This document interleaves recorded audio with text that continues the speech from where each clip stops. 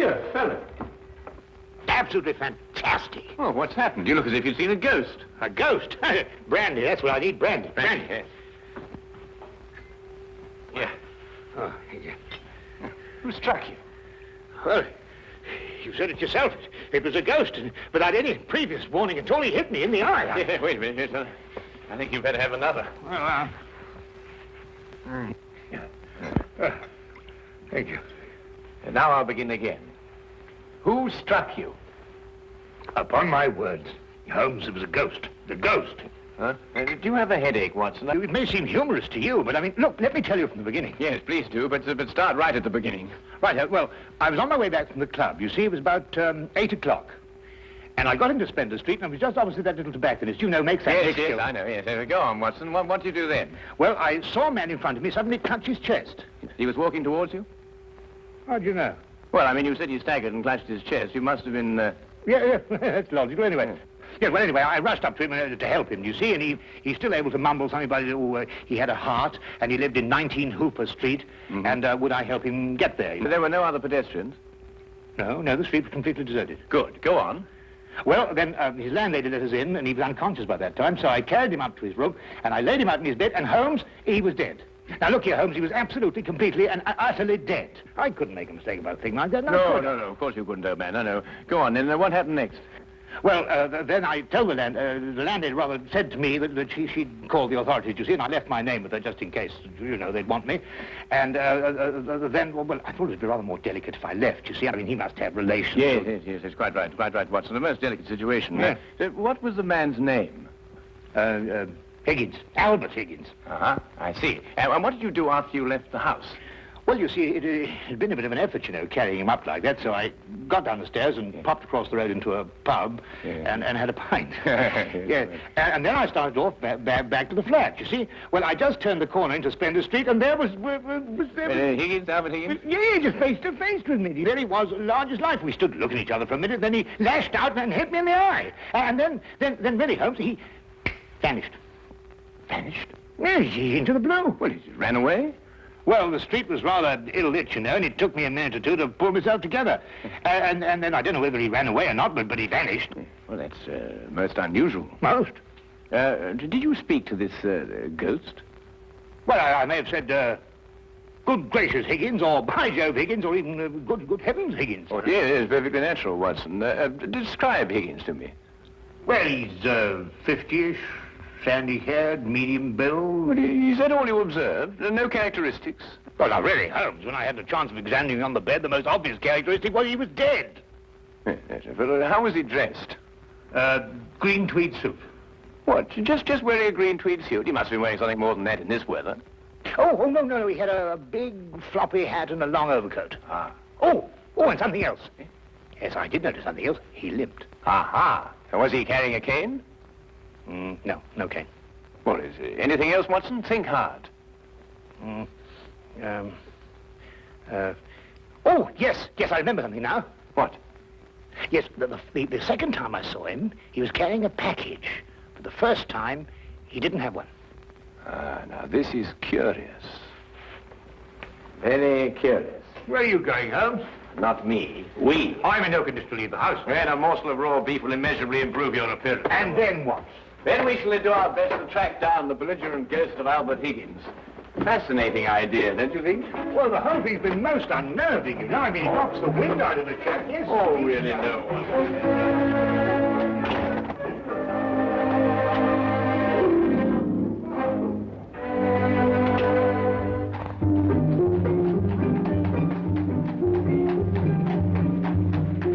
He's also a rather flamboyant character by the wide, rakish brim. I see he was an artist, too. Though he hasn't painted very much recently.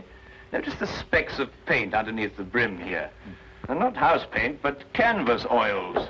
Here, what's this?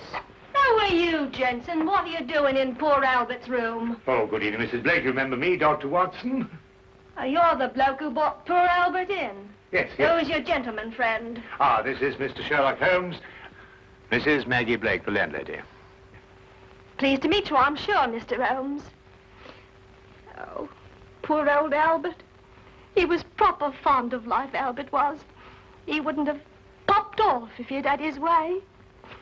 Oh, few of us would, madam. I was around to the local having me good-night pint. And grieving for poor old Albert. He would have wanted a proper send-off with a pint of mild and bitter, Albert would. No doubt he would, madam. The body, I see, has been removed by the authorities. Oh, poor old Albert on a slab. Oh. Oh, dear, dear. Have you notified his next of kin, Mrs. Blake? No, he had none. He was all alone. Oh, I see. Where was Mr. Higgins employed, madam? At the Pembroke Museum, right around the corner in Spender Street. It's a picture museum. Albert was a day watchman. A day watchman, you say? Well, what were his working hours? 9 in the morning till 9 in the evening. Punctual as a clock, Albert was. Never late a minute. Poor Albert. He always came back from the museum, then, at a few minutes after 9 every evening. Aye, to make his supper. He was a proper good cook, Albert was. Excuse my saying so, madam, but aren't you mistaken? Surely it's a little after 8 when Mr. Higgins finished work? Because it was only a little after 8 when I picked him up this evening and brought him here. Oh, no, Doctor. It was just after 9. I marked the time because I was waiting for Albert to come back. He had asked me to get him a cut of beef. He always came back just after 9. He'll never eat that beef now. Poor Albert won't. He'll hit you in the eye. Hmm?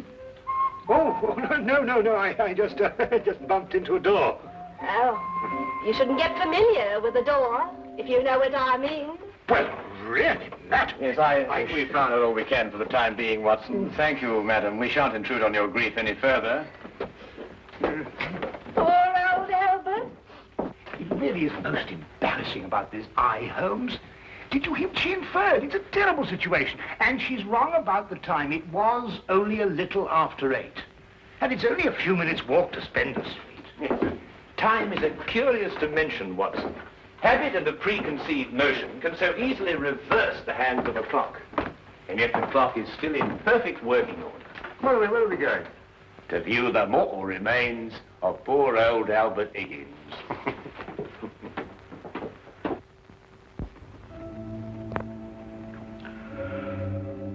Well, there he is, Mr. Holmes. Nice and peaceful, I gave. Poor chap. See anything, Holmes? Nothing that I haven't already deduced, except that I drew an erroneous conclusion from his hat. He has painted recently, but indoors with his hat off. There are still traces of paint, quite fresh under his fingernails. What does that mean? I haven't the faintest idea. Well, you gents aren't the only ones interested in this dearly departed. Inspector Lestrade of Scotland Yard's looked him over, too. Oh, indeed. Oh, he's still here if you'd like to talk to him. Well, that should be very informative for one or the other, or both of us. I can't understand it, Holmes. I'm absolutely sure this is the man who punched me. I'm positive. But also the one who had the heart attack? Yes, I'm sure of it. One and the same. Well, he's punched his last punch. Where he probably is, they're punching him. Full of holes with pitchforks. Yes, well, I think we've seen and heard enough. Would you like to take us to Inspector Lestrade now, please?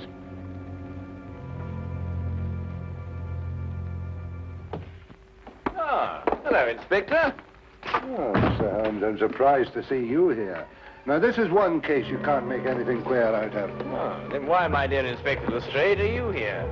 Well, when they brought him in, somebody recognized him as Pound-Note Albert Higgins. I come along to check their identification. We like to keep a track of our old pals, you know. What was he in prison for? Counterfeiting. He made the best pound note you ever saw. Yes, he was a real artist. Lestrade, there's no doubt as to the cause of death, is there? Oh, sorry, Holmes. Heart failure, no foul play. I understand you were with him in his last moments. Yes, I was with him on the street when he had the attack, and I took him home. There's nothing you could do, I suppose. Nothing. He was dead before I had a chance to do anything. By the way, what time was he brought in? Oh, let me see now. It would be about, yes, here we are. 9:45. Higgins' landlady notified Constable Smithers at 9:30. Smithers had them remove the body in a matter of minutes. Inspector, are you sure it was 9:30 and not 8:30? No, 9:30. It's right here in Smithers' report. Why? Oh, no, it's nothing at all. You're quite sure, Lestrade, there's nothing more to this than a simple case of natural causes? Ah, no, there's no mystery at all. No mystery, Mr. Holmes. Hey, what happened to your eye, Dr. Watson? Oh, I bumped into a door. A door? Oh, well, that's a new one anyway. Was it a pretty door? No, really, Lestrade. That's all right, Watson. I won't tell a soul.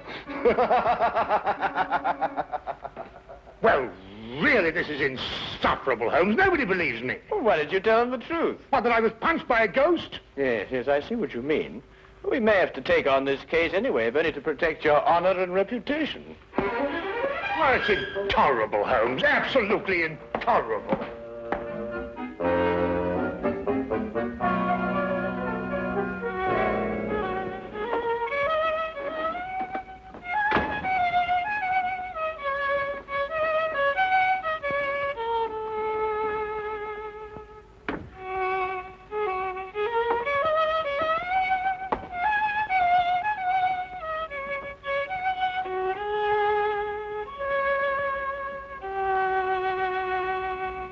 Oh, evening, Watson. Anything wrong? No, nothing. Of course not, every night. Oh, you're sure you're not brooding over last night's affair, are you? Of course I'm not. Don't be so ridiculous. Oh, come on, out with it, man. Well, No, there's nothing to come out with. I don't know what you're talking about. Oh, come on, Watson, there's something on your mind. Well, Gosh, you'd never believe it. Nobody'd believe it. Well?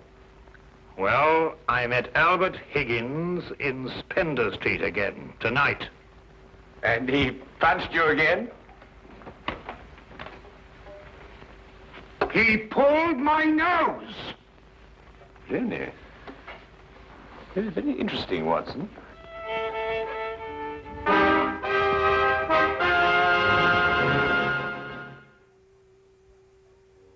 My dear Watson, calm yourself. Look here, Holmes, this whole Higgins affair's gone too far. First of all, last night and now tonight. Calm yourself, Watson, and relate. Everything hangs on this second encounter. Well, it occurred just as it had last night. I was on my way back from the club and I'd reached Spender Street. It was a few minutes ago, as a matter of fact, just after 9 o'clock. I'd stayed rather later in the club than usual. There was a chap from Afghanistan. He was awfully interesting. Yes, Watson. Get on with his story. Well, I was rather preoccupied, as you know. This affair's cut me up, rather, and although I may not show it. Anyway, I was walking along. I suddenly looked up, and there was the pedestrian, a man a few feet from me. Walking towards you? Well, yes. Of course, I didn't recognize him straight away for, you-know-who. Anyway, I sidestepped him past, and he sidestepped to let me pass, and then we sort of zigzagged about a bit, you know what it is on the street, and ended up by bumping into each other. Now, that's when you recognized Albert Higgins? But it was Higgins. I couldn't be mistaken. Good heavens, man, I know him like my own brother. Dressed as he was last night? Exactly. And what did he do then? Well, as I told you, then he put out his hand, and he... Well, yes, we'll go into that. And then he was gone, vanished. Capital, Watson, capital. Everything begins to fall into place. Now, there's one more question. Was he carrying a package? Well, yes, he was, just like last time. I say, Holmes, do you believe, What? Supernatural? Ghosts, do you mean? Sounds silly, I know, but, Higgins did die of a heart attack. There was no foul play. No foul play? Why, the whole affair reeks of foul play. I can tell you, Watson, I haven't been idle today. Do you know that the Pembroke Museum is showing a collection of paintings on loan from the Italian government, and that included amongst those paintings is Leonardo da Vinci's Moonlight Madonna? Well, I did read something about it in the paper. What's that got to do with Albert Higgins? Well, we must now pay a visit to the good inspector and inform him that if the ghost of Albert Higgins hadn't struck you in the eye... And pulled my nose. And pulled your nose, I would never have suspected the Moonlight Madonna would be stolen from the museum. What? Well, it's quite obvious, isn't it? Well, of course.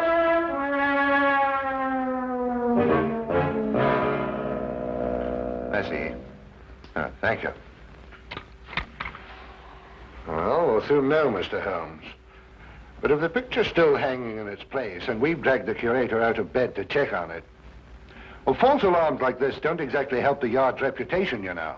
And what about my reputation, Inspector?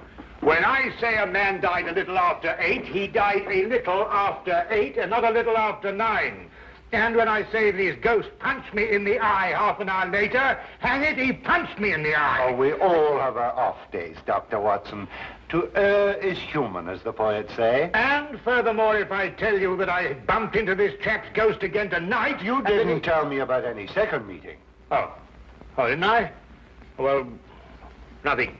An hallucination, that's what you had, Dr. Watson. Yes, it's, psychological. That's the thing in crime today, psychology. I've been studying it, you know. You astonish me, Inspector. Oh, we're not as backwards as you think, Holmes. No, we like to keep abreast of the times. Though I don't mind admitting I don't think the psychology's got much of a future. Oh, come in. Ah, Hawkins, you saw the curator? Oh, yes, sir. I called him, Mr. Bentham, as you instructed, sir. He was quite excited when I told him this picture called The Moonlight Madonna had been stolen. And so we rushed round the corner to the museum. And? Well, sir, the picture was there, hanging in its proper place. Good night, sir.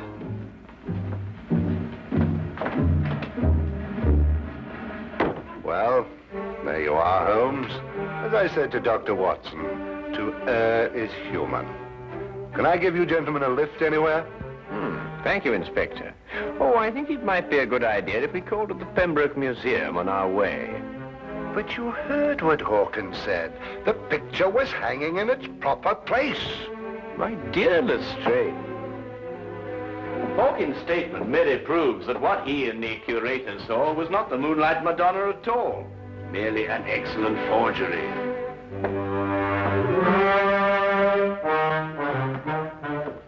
What's he talking about? Art, ghosts, my black eye, and psychology.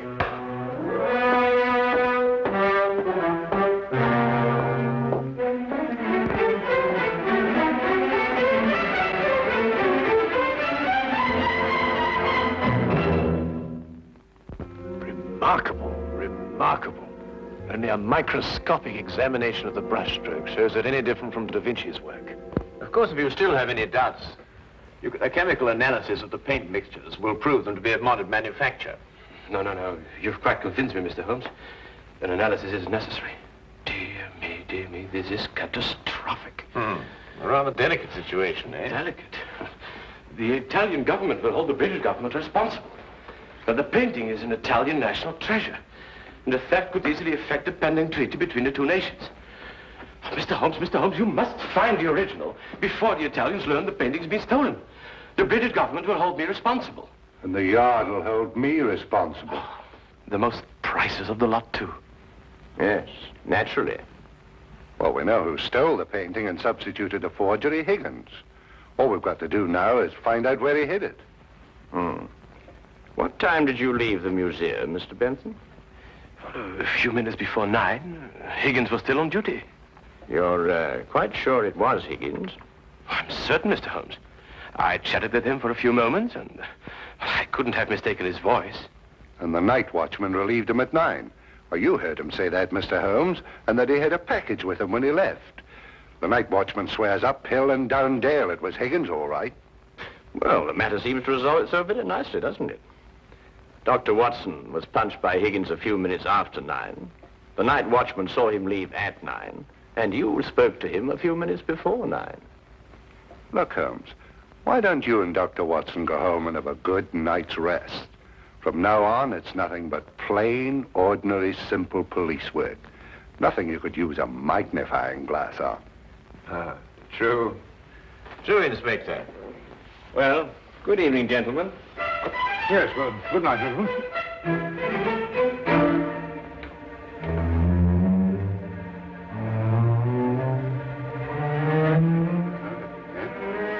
Terrible, Inspector. Terrible, Inspector. Terrible. What do we do now?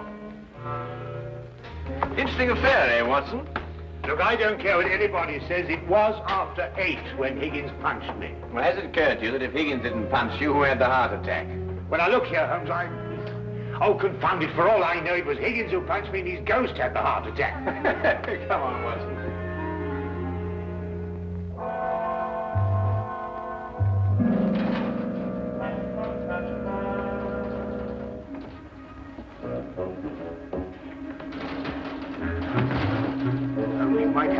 common decency to tell me what we're breaking into. Shh, whisper. Well, I am whispering. Oh, quiet, Watson. Look here, we broke into the rear of the museum because if so, Holmes, really, I don't know what's going to happen to us.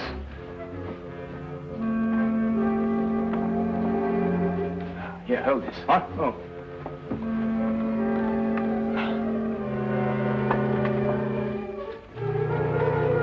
Holmes, this is sheer vandalism. Yes, well, then there must be a bit of a vandal in us all.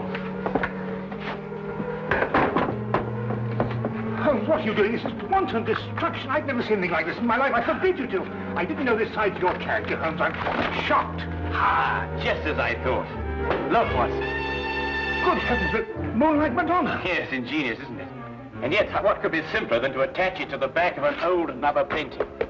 How on earth did you work that out? Well, I just asked myself where I would hide a stolen canvas. Holmes, have you gone mad? No. We just await events. I don't think we should have to wait very long. Mr. Holmes? Dr. Watson? What's the meaning of this? Watson, I believe you've already met Mr. Bentham in his capacity as curator of the Pembroke Museum. Allow me to present him to you now as the picture thief. Charmed, Dr. Watson. Oh, delighted. What is this? So you discovered my little hiding place, Mr. Holmes. I'm curious. How did you know it was I and not the late lamented Higgins? Yes, I believe Dr. Watson's story from the first. If Higgins died at a little after 8, it must have been someone else who struck him a little after 9. But it was Higgins who punched me home. Don't know, Watson. It was a limp, a wide, floppy hat, and an exceedingly long overcoat that punched you, seen in a dimly lit street. A psychological misidentification, as the good inspector would call it. The night watchman was also a victim of the same illusion. And what about the landlady? How much did you have to pay her to set back the time of death by an hour, Mr. Bentham? Oh, not much, Mr. Holmes. How did you know it was me? Dr. Watson and the night watchman both identified the 9 o'clock Higgins visually at a distance. Only you pretended to have spoken to him. This meant that either you were lying or Dr. Watson was punched in the eye by a ghost.